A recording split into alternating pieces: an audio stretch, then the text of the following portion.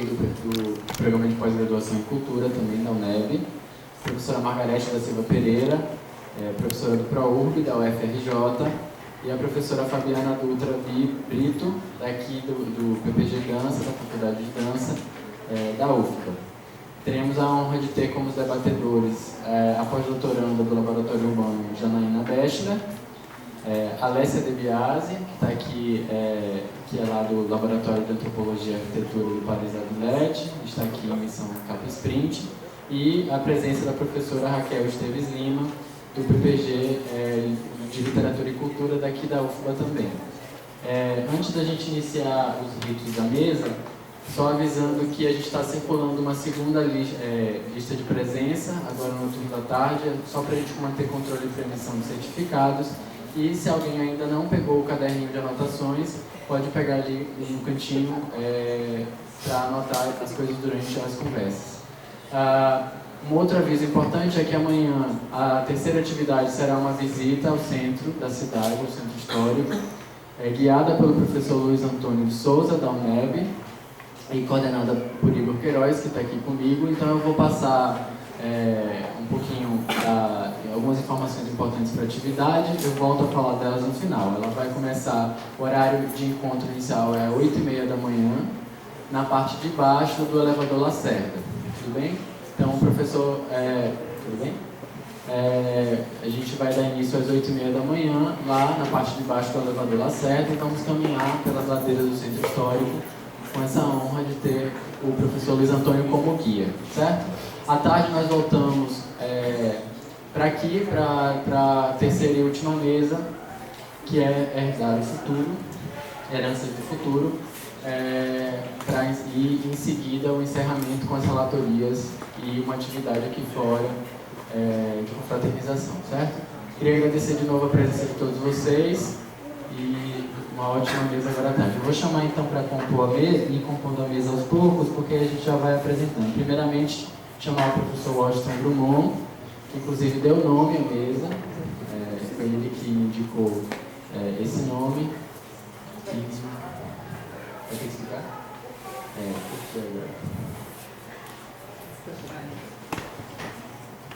E a gente faz o mesmo rito de manhã, então a gente vai ter as falas dos expositores, depois uma primeira rodada de perguntas detonadoras feitas pelos debatedores e a gente abre a palavra.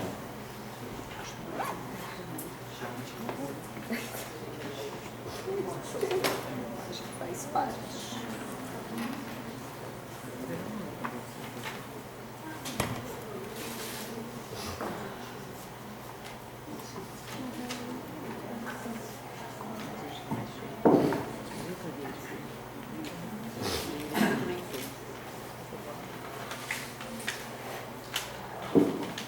Olá, boa tarde.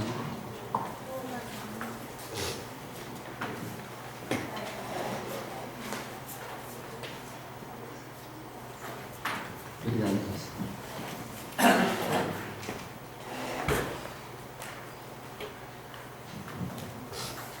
Ok, vamos falar sobre um tema que, assim, eu gostaria de me apresentar. Eu trabalhei toda a minha vida como historiador e como professor de história. E me incomoda muito a maneira como nós discutimos ou pautamos o problema da memória, a questão da memória. Então, sempre me incomodou, e eu vou contar uma anedota, que não é uma anedota, que eu vi há muitos anos. Então, eu só posso contar essa anedota porque eu acho que, enquanto o exercício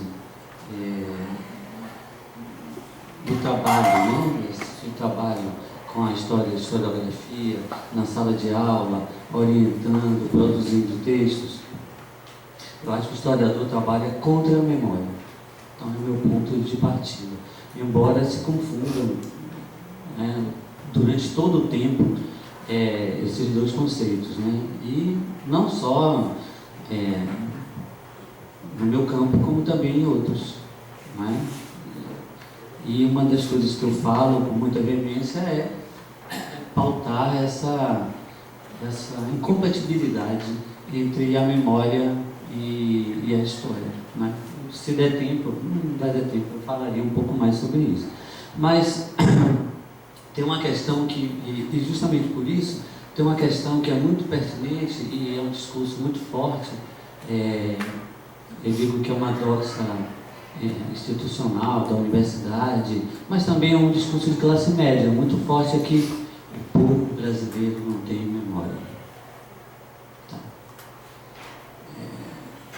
Eu acho que isso é um preconceito de classe, um preconceito de categoria em relação a isso, né? Ou então um desconhecimento muito grande da maneira como nós, que patrimonializamos o conceito de memória, operamos com esse conceito.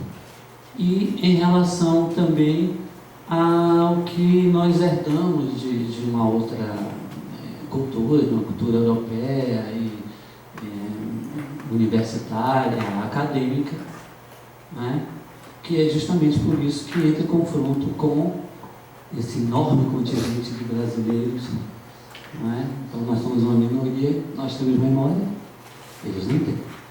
Isso é um ponto de vista que eu acho que tem que partir. Por isso que quando eu tento, e meus colegas, nós tentamos trabalhar historiograficamente com um determinado ponto, também por isso nós estamos trabalhando contra o conceito de memória, não é? E quando nós nos aproximamos do que nós chamamos de memória, nós teríamos também que enfrentar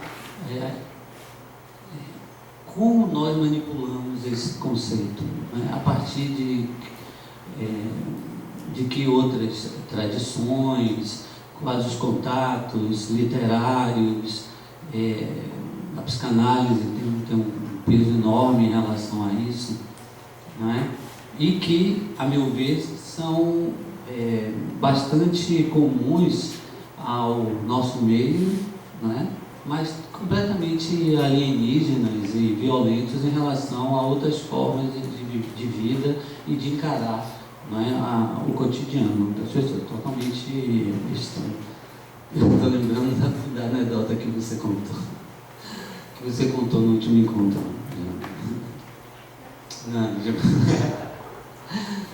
Não, que queriam achar o complexo de Edmund. Então, e aí, há muitos anos atrás, eu passei parte de minha vida aqui dentro da UF. Depois que eu fui para outra instituição, e estou lá há 35 anos, eu andei com um amigo, nós saímos daqui do curso de História, de fazer teatro, andando pela rua e tal, e fomos até o Pelourinho. E ele me falou uma coisa, eu nunca esqueci isso. Eu andando com ele, fazia teatro, e aí ele olhou, a gente estava lá no Pelourinho, estava as primeiras vindas do Olodum, tava aquelas coisas assim, tava a gente lá. E ele fez assim, poxa, que coisa incrível, olha só, como é que os judeus têm a relação com a memória, né? Então os campos de concentração viraram museus, locais severos de rememoração e de luta, né? No sentido de uma... E olha só os negros, isso aqui foi um Pelourinho, foi um local também de... Olha o que os negros fazem, eles dançam no Pelourinho. Eles dançam no Pelourinho. E por sinal a gente ficou olhando, não tinha nenhum Pelourinho. Não tinha nenhum sinal de dor, massacre, revolta no sentido de alguma coisa, né, que deve ser monumentalizada. Então, isso tem muitos anos. Eu já fiquei muito impactado com isso, né? Porque não vou falar do que os outros fazem com a memória, mas nós temos uma experiência que é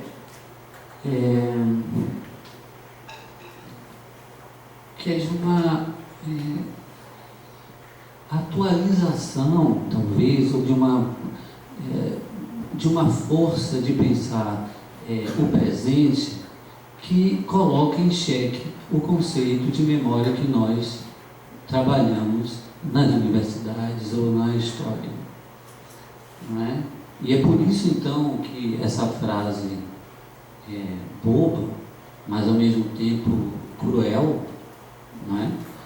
De dizer que o brasileiro não tem memória. A pergunta é: o que é memória para a gente e o que é memória para eles, e se esse conceito de memória, né, funciona desse jeito. E essa anedota que eu conto, a anedota real, foi para mim uma oportunidade de tentar pensar essas duas questões, né? Veja que Paula me lembrou agora que eu dei o nome dessa fala hoje, né? E olhando o nome geral do seminário, eu posso falar isso com bastante tranquilidade, porque eu falo isso direto no laboratório. Você vê que a pauta é reativa. A pauta é reativa. Memória, que é ligada à sobrevivência e à ruína. É outra coisa que me incomoda. Nós não sobrevivemos, nós vivemos, nós não resistimos, nós agimos. É preciso urgentemente que mudemos essa pauta reativa. E aí sim, Jana, isso aí que é negativo nesse sentido, não é? De que a memória está ligada a um campo de uma sobrevivência, de algo que vai ser recuperado, não é? Que sobreviver não é viver. Não é? Então eu acho que essa relação com o Pelourinho, que esse amigo meu me alertou, é uma coisa óbvia, eu estava lá, mas não conseguia ver, né? Que ali as pessoas não estavam sobrevivendo, estavam vivendo aquele momento, e é claro que está presente ali todas as coisas ao mesmo tempo, não é? Mas não há esse deslocamento, não é? Que é um pouco, digamos assim, há uma herança que me parece que é até essa discussão da memória hoje nos meios acadêmicos, né? Então tem uma repetição aí, né? Muito doida, muito louca, que eu não sei, que eu acho que tem a ver mais com esse aquário que a gente vive, né, conceitual, que é linkar o Benjamin, que claro está linkando com a psicanálise, e tem linkar com o Proust, né? E nós acabamos herdeiros, né, de uma concepção de memória, eu acho, completamente reativa, que é essa coisa da sobrevivência, né? E eu não sei bem porque nós discutimos muito no laboratório em relação também à questão das sobrevivências, né? Tem várias leituras em relação a isso, e que me parece que pauta que é uma questão que eu acho que é mais importante, é uma definição de sujeito, que, a meu ver, é bastante primário, mesmo depois, inclusive, de toda a filosofia, inclusive francesa, que nós consumimos aqui a rodo, não é? E que é articular memória, sobrevivência, ruína. Há uma relação entre sujeito e experiência. Então, nós não temos tempo de discutir isso aqui, mas é preciso discutir o conceito de experiência como algo que pode ser relatado. Eu queria encontrar esse sujeito que consegue viver e relatar as coisas que ele vive, sem um processo intenso de fabulação. Por isso que essa é a questão. Então, de novo, tanto o conceito de experiência como o de identidade, né, que eu tenho conversado, tem outras pessoas que têm batido, como Rizé, mas eu tenho conversado, tentando conversar com as pessoas, me parece também que me permita dizer isso, essa concepção que acabou o pobre do Benjamin sendo herdeiro disso, talvez ele mereça, mas essa ideia completamente obscena, né, do sujeito que se diz com uma transparência que não sei onde pode ser encontrada. Não é? Então, se eu não interpolo esse relato da experiência, esse relato de uma possível identidade, ou do vivido, com alguma coisa que está no campo da fabulação, né, eu acho que eu caio na pura obscenidade, que é daquele sujeito que consegue relatar, descrever a sua experiência que ele viveu um dia. Né? Seria uma espécie de sujeito, sei lá, Facebook, está ali tudo marcado maquinalmente, que você vai lá conferir, tudo, mas isso não existe. Então, eu trouxe um cara que sempre tenta, ele é Macedônio Fernandes, que é um argentino, que é uma pena que as pessoas conheçam, e que ele fala que tem a necessidade de uma teoria que estabeleça como não é o segundo o inventor, senão o primeiro que comete o plágio.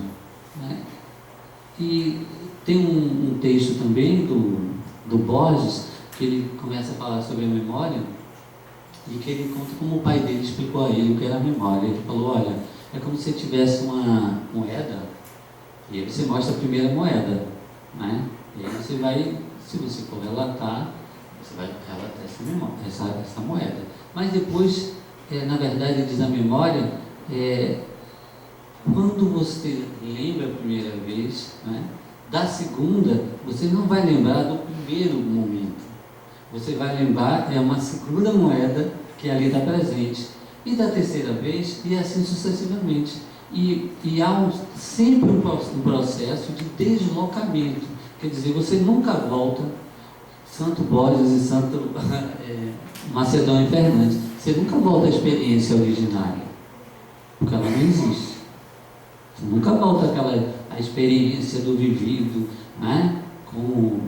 Não, você vai ser. É uma elipse de fabulação constante.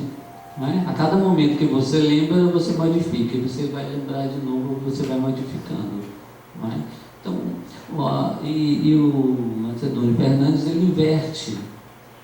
Né? Então, assim, o último é que faz o plágio.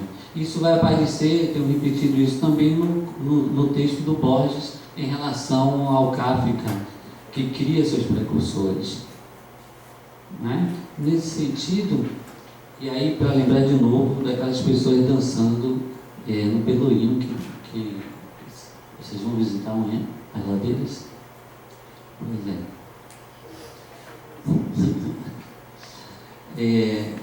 que é o quê? É que essas reinterpretações sucessivas, elas não devem ser pensadas, e aí sim, reativa como um passado. Mas eu tenho que pensar o momento da reinterpretação, que é no presente. O que o Borges está falando é isso. O que o pai do Borges está falando do Borges é isso. O que o Macedônio Fernandes está falando é isso. Então, memória nunca é passado, memória é construção, elaboração, reelaboração no presente. Eu só posso entender uma certa proximidade entre o que eu faço e o discurso da memória, a discussão da memória, porque, ou melhor, é só se entendermos que nós estamos, tanto a memória quanto a historiografia, sendo produzida no presente, só no presente. Né? Qualquer remissão, né? Qualquer tentativa de incorporar, né, algo que já passou, é um processo de fabulação, que aí sim, tanto a historiografia como a questão da memória se coloca. Infelizmente,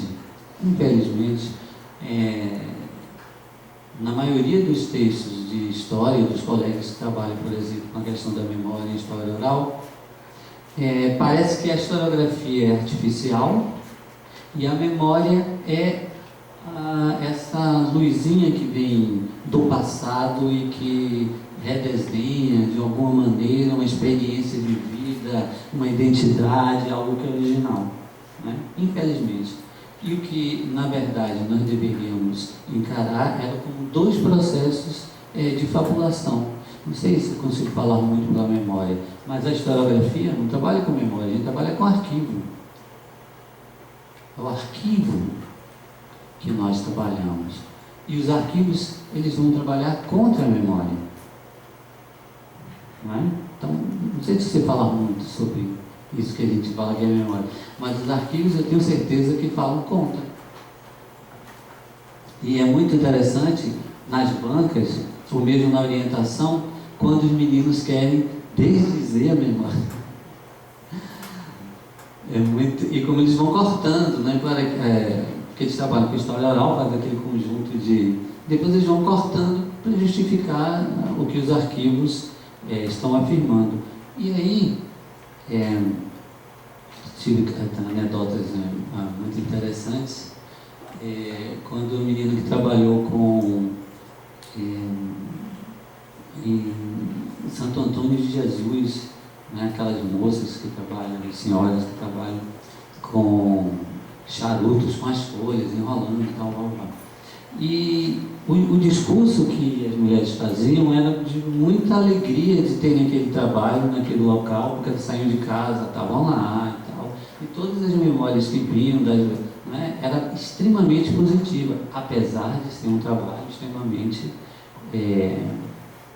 opressor, não é? Mas era quando elas conseguiam se reunir, todas as mulheres, para enrolar aquelas, ou seja, enrolar nas coxas, né? Elas botam. E a menina foi muito interessante porque ela trazia essa ideia nossa, né? Ligada à memória sofrida, né? A questão do sofrimento, em que as duas coisas não batiam, e trazia toda a questão dos arquivos, das pessoas que trabalharam, que estavam fora do ciclo do trabalho, que não conseguiam uma aposentadoria, do sofrimento. Então havia sempre essa discordância. E uma coisa que eu fui acompanhando no trabalho, como ela foi tirando todas as falas que celebravam aqueles momentos que aquelas mulheres tinham, né, naquele lugar. Então é interessante, mas não deixa de ser trágico também essa memória. Mas esse trabalho é um trabalho, essa briga, né? Eu tenho também um outro exemplo, um amigo meu que ele trabalha com isso, com memórias em Ilhéus e tudo, e ele fez uma coletânea dessas memórias, né? São 3 volumes, super interessantes, tá? Mas eu briguei muito com isso por causa do prefácio, porque ele dizia assim, não, finalmente agora essas memórias estão resguardadas e colocadas. Eu digo, poxa, se essas mulheres, dessas catadeiras, precisassem de você para guardar essa memória, não iam relatar absolutamente nada. Então é uma visão um pouco não muito deslocada em relação das coisas como acontecem, não é? Então, eu acho que entender a fabulação em relação à memória e à historiografia é que memória e historiografia, elas não estão no passado, né? Eu não sei nem se a palavra seria reatualizada, né? Mas a forma de compor e de mover, né, essas falas, esses relatos, elas são imensamente ancoradas no presente. Não tem nenhuma relação de sobrevivência, a me parece também, nem de ruína, não é? Mas sim de afirmação, de luta, né? Muito importante. Eu fiquei pensando o que a gente está fazendo, a gente fala sempre isso na cidade, a gente está vivendo um momento que é um negócio. As pessoas em várias cidades do mundo estão nas ruas, entendeu? Elas estão nas ruas, estão questionando, né? Então, de Paris a Hong Kong, a La Paz, né? Todas as pessoas estão nas ruas enfrentando com o que elas têm e por incrível que pareça, amanhã vocês vão andar. É bom que os urbanistas andem nas ruas, então é bom que amanhã vocês Se vocês conseguirem, eu sempre falo de uma menina que apareceu uma vez aqui com uma tatuagem, a cidade precisa ser ocupada. Eu nunca vou esquecer disso. E todo seminário que eu ia, eu estava junto também. Então, apesar da gente não estar como La Paz e tal, mas as ruas também estão completamente ocupadas, as ruas do centro. Se vocês saírem um pouco do caminho turístico do Pelourinho, vocês vão ver que as ruas do centro de Salvador estão completamente ocupadas. Mas a gente tem maneiras de lutar que são completamente diferentes, né? Então as pessoas estão vendendo tudo o que podem e o que não podem no centro da cidade. Então recomendo que quem vai guiar, além das ruínas históricas, porque é outra coisa, são nossas, entendeu? Essas ruínas são nossas, não são, eu acredito. Lembro que a última vez que a Alessia estava aqui eu falei isso, né? A cidade, por exemplo, enquanto o centro estiver completamente arruinado, as pessoas estão lá. Quando ficar no vinho e folha, elas vão sair, mas elas voltam. Elas voltam, né? Então, a própria sensação de ruína, eu falo muito isso com Jana, ontem a gente, né, conversando da Rua Chile, a gente olha, a Rua Chile está em ruínas e tal, mas as pessoas estão andando e passando, então é a cidade delas, entendeu? Não tem essa relação histórica. Se a gente queria dizer que eles não têm memória, porque eles não têm relação à história, mas eu acho que quem patrimonializou a memória fomos nós. São as nossas formas de produzir isso que a gente produz, né? Eu não vejo memória como patrimônio. E já finalizando, também vou contar uma anedota que eu gosto muito, que tem a ver com isso, que é também das pesquisas que se fazem em relação à capoeira, né? E da transformação da capoeira em acarajé, essas coisas todas, né? E patrimônio e material, né? Porque o patrimônio material é um negócio. E você imagina como é que um capoeirista vai esquecer de um golpe, né? O que é que manteve aquele conjunto de golpes que eles estão constantemente ali, né, sendo usados, né? Então, não está no espaço da memória, está no espaço do uso e de um exercício muito grande, né, de uma prática. Eu acho que eu tenho falado muito isso em todo lugar que eu vou, acho que é uma relação também da memória oral, dessa nosso trabalho com a escrita, porque quando nós trabalhamos com memória, pelo menos vou falar da minha área, né, depois de escutar vocês também, os historiadores que trabalham com história oral, é muito engraçado, porque a primeira coisa que a gente faz é tirar da oralidade. Isso para mim é um impacto incrível, né? Tanto que nós criamos de uma maneira muito positiva, né? E desculpe, é igual a patrimônio material, que é literatura oral, que é um conceito também que é muito problemático, porque para ser a literatura, como é que vai ser oral, entendeu? Eu acho que você desloca o signo, tem uma força muito grande que está no campo da oralidade e da não necessidade de levar isso até o campo da escrita, né?